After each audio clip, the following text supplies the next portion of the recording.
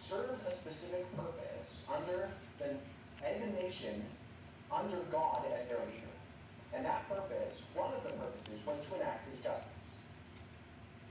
And it's interesting that if you look at that specifically, Exodus 6:7 says that the nation of Israel are God's tool in terms of enacting justice. And sometimes when you read these passages, it's God enacting justice on some of the nations.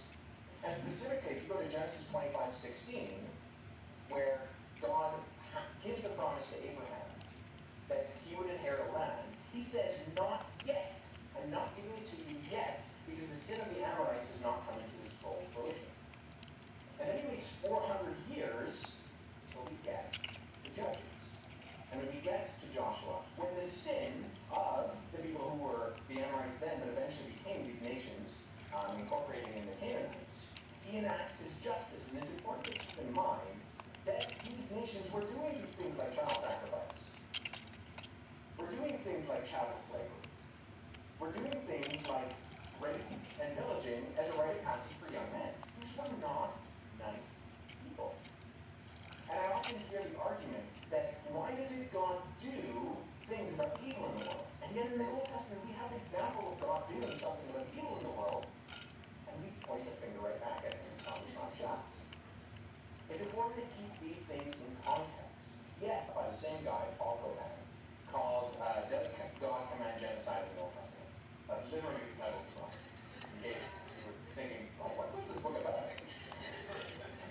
And what Paul highlights there is the fact that he looks at other language used by the cultures in the ancient Near East, and he compares it to the language used in the Bible. When God says to individuals like Joshua, wipe them all out. Kill every lamb, every child, every mother, and every father. And he compares it to these other war titles within the ancient Near East and says, this is hyperbolic language that was common. Now we know that Joshua and other individuals did not wipe every one of those individuals off the face of the earth, because the Canaanites continued to pop up all through the Old Testament, to the point where one of Jesus' disciples is called Peter, Cephas, the Canaan. He's a descendant of the Canaanites. So, did Joshua fail miserably then? No, he didn't.